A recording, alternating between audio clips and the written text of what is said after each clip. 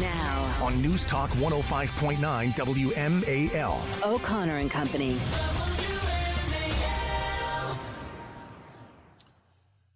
Well, good morning, everybody. Happy Friday to all of you. Yeah, I'm using it. I think, 7 a.m. now. I think I could start saying Happy Friday. Happy Friday, Patrice.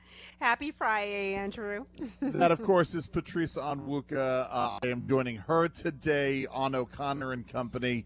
I'm in today for Larry and on Monday for Larry as well. It is, by the way, 7:07 here on News Talk 105.9 WMAL. We are making sense of the news. We're going to be joined later on in this hour by Julie Donaldson from the Washington Commanders to talk about this weekend's Commanders game. Don Solomon in the next hour, along with Brett Baer, not at the same time, talking with them separately, but both talking about the chaos, because it is chaos, isn't it, Patrice? Everywhere. It is. Yes. And part of it is fomented by folks who simply deny reality. In fact, I say quite a bit, the most well-intentioned policies eventually bump up against very real realities. But if you choose to deny reality, there's a problem. We're joined right now by Juan Pablo Segura. He's running for the Virginia State Senate out of District 31. And this is the latest, I'm going to say meme. Meme's probably not the right use of the word. The latest narrative on the part of the Democrats and the secular progressives, et cetera, is to claim that the parental rights movement is a fake culture war. Juan Pablo, there's nothing fake about this, is there? Well, hey, guys, good morning. It's a pleasure to be here with you all this morning. And, yeah, I mean, this is, to your point, Andrew, this is a fundamental difference between myself and my opponent. My opponent, the leaders of the Democratic Party in Virginia, believe that parents should co-parent with the government. Right. I believe that children belong to their parents, that parents have to be involved in their children's education. We can't hide things from parents. And so the latest comments, whether it's Don Scott, the minority leader of the House of Delegates, who's a Democrat, saying that the parental rights movement is just a fake culture war. My opponent a few weeks ago on a talk radio show said that, this parents thing, it's just an evangelical movement. Hey, and so this is what we're up Pablo, against. Yeah. Hold on. Let's hear Don Scott. I'm sorry, Michael. Let's hear Don Scott say that. At the same time going backwards on teaching history, on making these fake cultural wars on our children, by having teacher tip lines where they turn parents against teachers, children snitching, teacher snitch lines, having children snitching on their teachers in the classroom. Got it. So we just to be really clear, Juan Pablo. So it's okay for teachers to keep the child's proclaimed thought about supposed gender identity secret, but it's not okay for a child to tell their parent that the teacher did this. So this is where we are, right? Yeah, I mean, you can't get as much as an aspirin in a school to your child without a parent being involved. How can parents be involved in some of these incredibly important and personal decisions in a child's life? So, absolutely, this is a huge problem.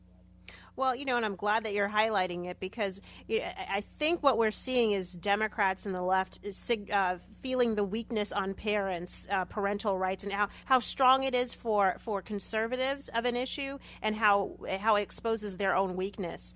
And obviously Governor Youngkin flipping Virginia last year in part because parents came out when they heard, asinine comments like, parents are not the number one priority or the number one stakeholder in children's lives. So, good for you on calling this out.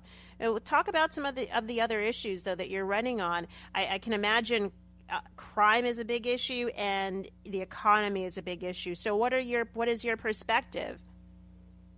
Oh, absolutely. So I've knocked thousands of doors, talked to thousands of voters in this race. Obviously, parental rights is an incredibly important issue, but the cost of living is right on up there. The average Virginian can afford a $500 surprise medical bill, folks. That's terrifying. Right. And so Republicans have a plan to get $2,200 in a tax refund back to every family. But the Senate Democrats blocked that bill. That's why we've got to take back the Senate. We've got to lower taxes, get money back in the taxpayers' pockets And as you said, Patrice, public safety.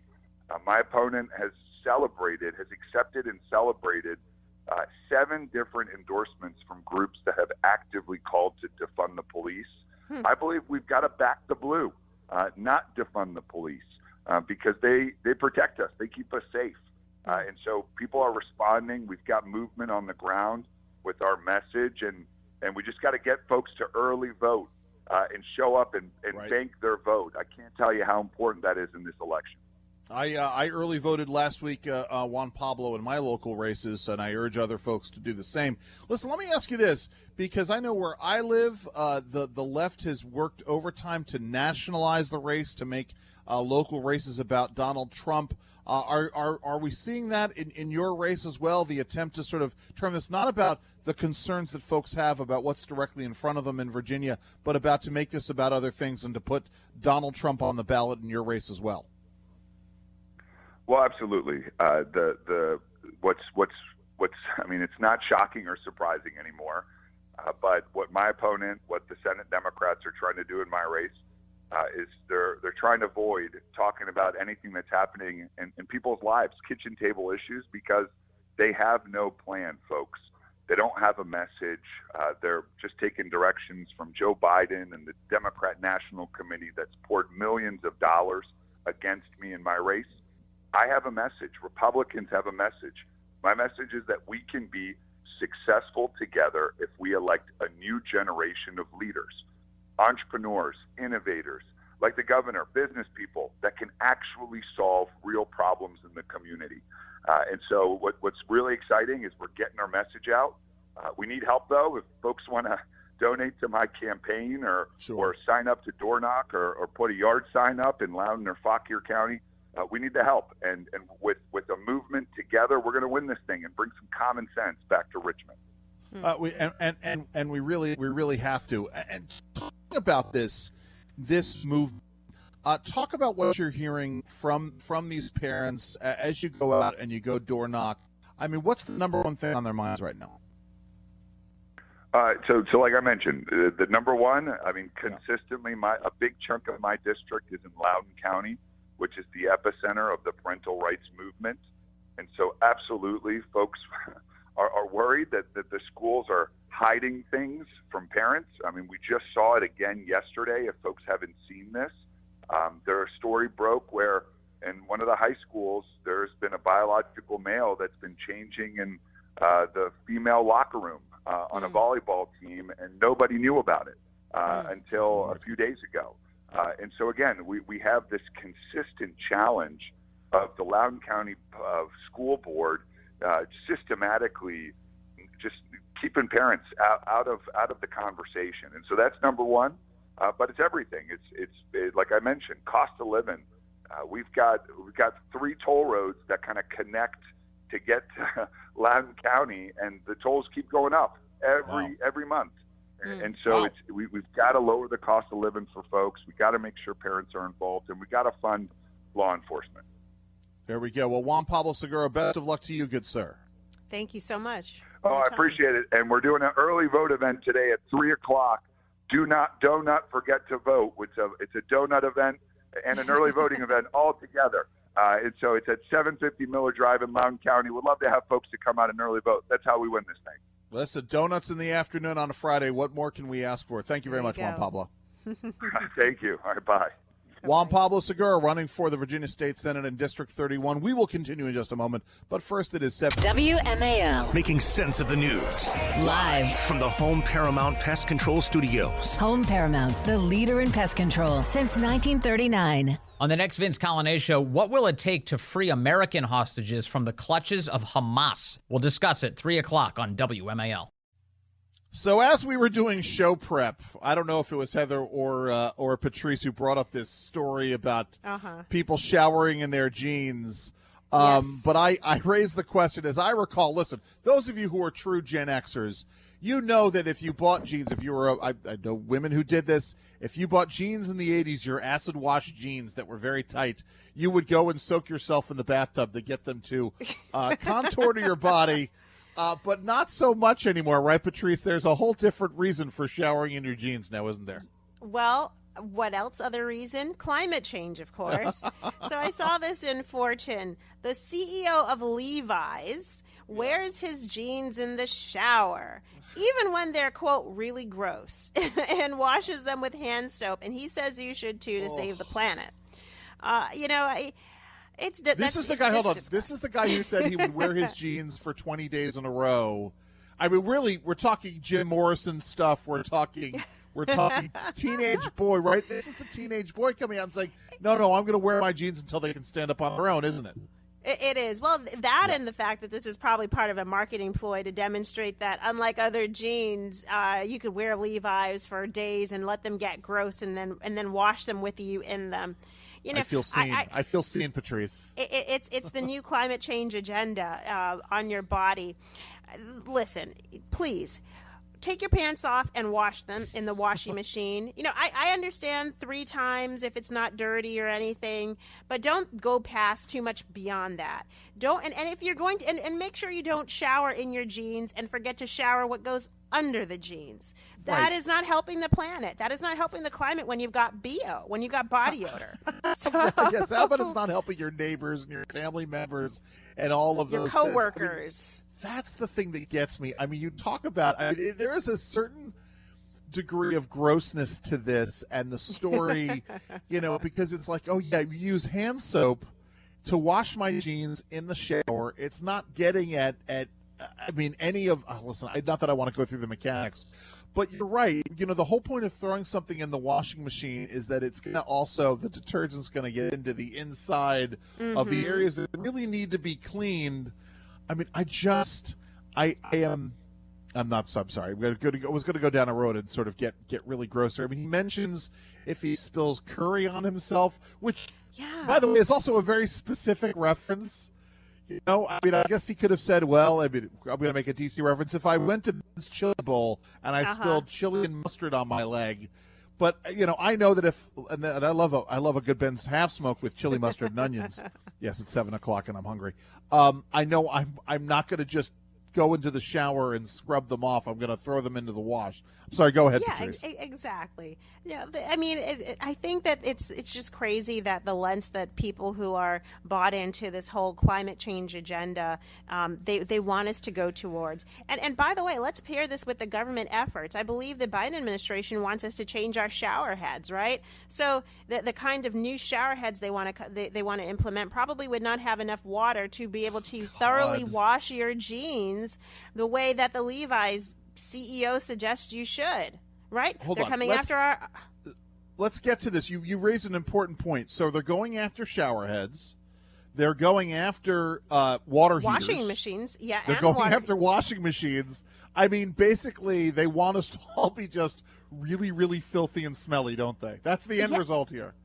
I think they want us to go back in time to an uncivilized, to a lack of civilization, to a lack of modernity, where you are at home washing your jeans by hand. And you know what? Listen, when my parents came to this country in the early 80s, we had a tiny apartment. We did not have a washing machine. My mom would be bent over the bathroom tub, scrubbing my dad's jeans, scrubbing by hand, scrubbing out the cake dirt because he worked in construction at the time. Yeah. And she was doing this after working her full-time job and giving us dinner late at night, scrubbing her jeans by hand. This is not what we're talking about here. Right. Agreed. My mom did it out of necessity. And when we got a washing machine, my dad's jeans went right in the washing machine. Of course they did. This is not about, we're not going to save the climate by wearing dirty jeans and washing them in the shower and not washing our bodies. And I think this just exposes the ridiculousness of a lot of these ideas. They're taking us backwards, not pushing us forward. It's coming soon to a social crediting system near you. The getting scored higher if you have really, really gross jeans. Listen, we've got so much more to get to right now at 7:22 here. Now on News Talk 105.9 WMAL. O'Connor and Company.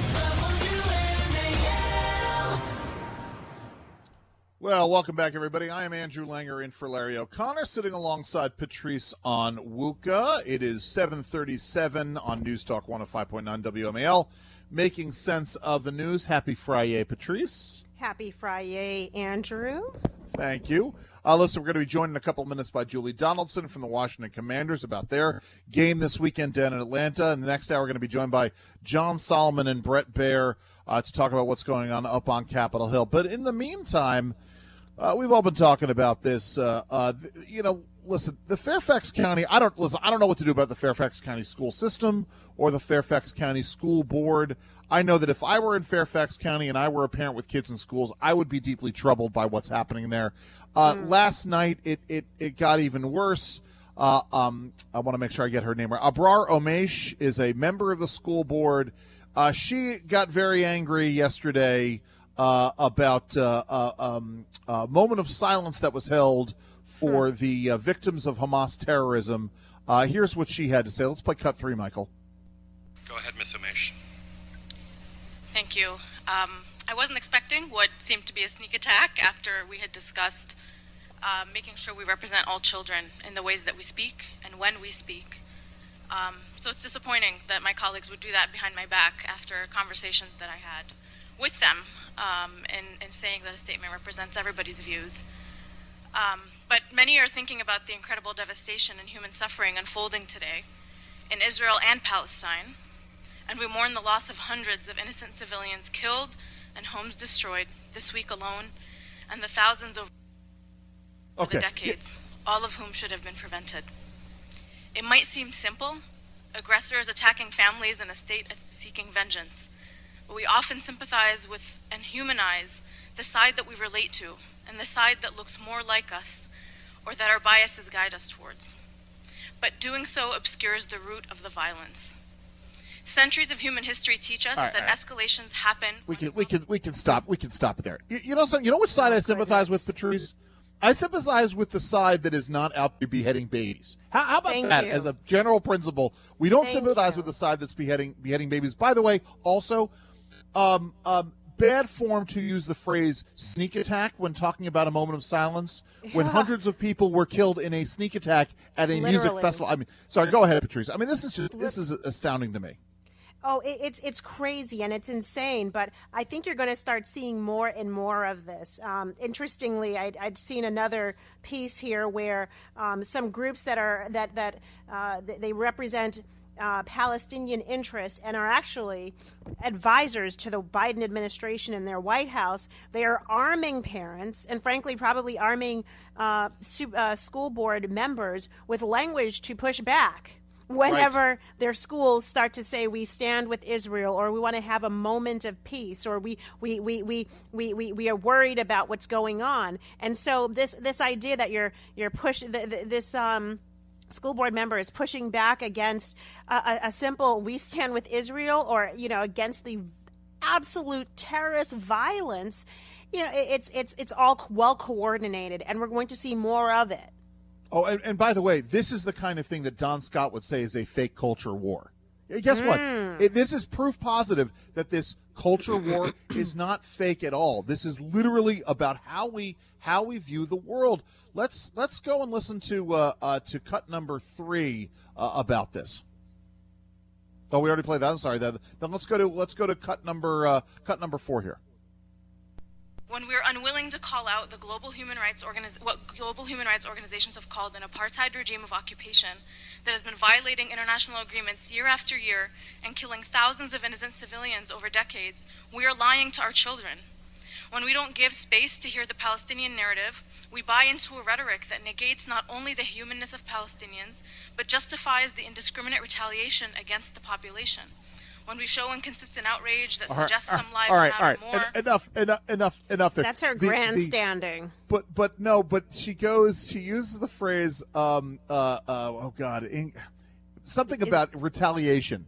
And again, it's retaliation for the actions in which Hamas engaged in a surprise attack in which they were murdering people at a music festival, kidnapping people, raping women, and beheading babies.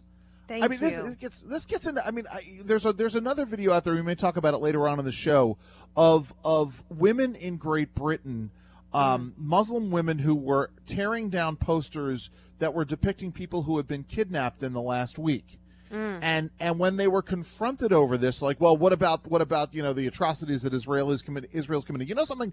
Fine, if you want to put up posters about Israel committing atrocities, it's your right to do it. And if someone starts ripping those down, I will decry ripping down those posters as well. But let's not forget that it is Hamas that is beheading babies. It is Hamas that is kidnapping children. And so to decry the reaction to it, the question is, what do you want? I'm sorry, Patrice, go right ahead.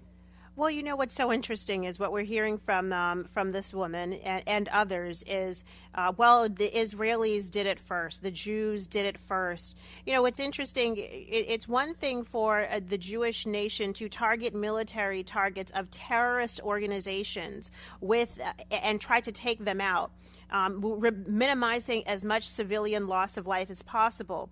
That is very different than what Hamas is doing, who are literally, I think I might have just retweeted a video of a Hamas fighter pushing a little child with a Palestinian flag in front of Israeli troops saying, Go ahead, shoot the kid, shoot the kid, shoot the kid. He's holding a flag, shoot the kid.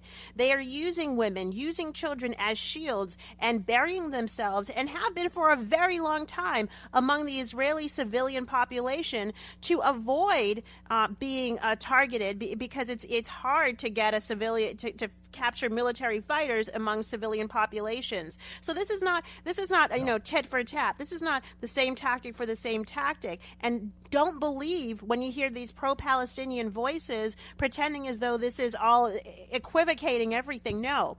We're fighting terrorists. Israel is fighting terrorists, right? And doing so with the least minimal loss of life and casualty among civilians. That is not the same on the side of Hamas or Hezbollah or all of those other terrorist organizations. Their goal is to eradicate every Jew in and out of their uniform. 100%, as pointed out by the video that's been circulating from 2010, that was shot at the Gabriella Hoffman event at UCSD. Listen, we've got so much more coming up. We're going to be talking with Julie Donaldson from the Washington Commanders. It's 7:44 here on WMAL. Hi. So the Washington Commanders are taking on the Atlanta Falcons on Sunday at 1:00. It's an important game. The Falcons are 3-2. The Commanders are 2-3. We're joined by Julie Donaldson from the Washington Commanders to talk about this. This is an important game, isn't it, Julie? Most certainly. But if you ask any players or coaches, they'll tell you every single game is important. Every single game is a must-win. You only get 17 in the regular season, and all of them matter. But yeah, at 2-3, this is not the start that they anticipated. Well, I can imagine that, Julie. What in the Falcons, their games so far that you guys see as potential opportunities or weaknesses to exploit? Well, the challenge with them is that, their quarterback, Desmond Ridder, is a young quarterback. He's only played now 9 games in the NFL, and he just had one of the best games that he's had to be able to get that win back at home. So he's going to be a quarterback that, I talked to a lot of the guys that said that they've got to, every week, they've got to be able to contain the quarterback, make him play that position the best that they can, and try to just, see what they can to do to get him off it. He's got a couple of tight ends in Jonnu Smith and Kyle Pitts that he's been clicking with. Drake London, a very young receiver that came out in the same draft class as Jahan Dotson that I know the team really liked. And then they've got a running back, Bijan Robinson, that seems to be a highlight reel every single week. So I think the biggest thing for Washington on this one is defensively, they've got to be able to stop the Falcons' offense. They've got to be able to stop what their head coach, Arthur Smith, wants to be able to do. And that's going to be where this team has really had their biggest weakness, is the defense hasn't performed up to par. They've been giving up over 30 points a game. They're supposed to be a top 5 defense. They're giving up explosive plays, which has really been one of their Achilles heels. So I think that's where this team really needs to be able to lock in, is this offense only just clicked for the Falcons. Can they be able to get it to unclick and not continue the path that they are on? I know a lot of folks concerned with Derek Forrest and Jeremy Reeves out this week, two of the Commanders' defensive backs. But there are some opportunities here to get some, new talent on the field or other experienced talent on the field. Is there an opportunity here, Julie? Yeah, Jeremy Reeves he was the All-Pro from special teams, the Pro Bowler for what he did there. So, that's going to be a huge loss. And the energy really that he brings too. He's just such Mr. Positivity and just loves the game. And that just is infectious amongst everybody else. The way he goes, plays hard and physical. And it's just like a tackling machine out there. So it's going to be for the other guys to step up, especially on special teams. And as far as Defoe, Derek Forrest, what he was doing in the secondary on defense, I talked with Percy Butler yesterday. And one of the things that Percy brings is he's got a lot of speed. But as he says, he's got to be really good with his technique. And he's getting the extra reps in practice, which will help him. And he's really looking forward to the opportunity. And that's just how this game goes. Juan Martin, the rookie, will be coming up. And one of the reasons why he hasn't been playing as much before is just the depth of the position. And because you did have players with more experience out there. So we'll see what the rookie has. They liked what he did. He kind of played a lot of different positions, that position flex and training camp. So how much that will come in here and what they're going to have to do. But again, especially as I mentioned with those big tight ends and Bijan Robinson, we're going to be able to need to see that when they get there, swarm the ball and just take who has it down. So it's the life in the NFL. Your opportunities will come. Unfortunately, it's because somebody goes down to injury. Right, and it's, as they say, any given Sunday, anything can happen. Julie Donaldson, we wish the Commanders the best of luck on Sunday.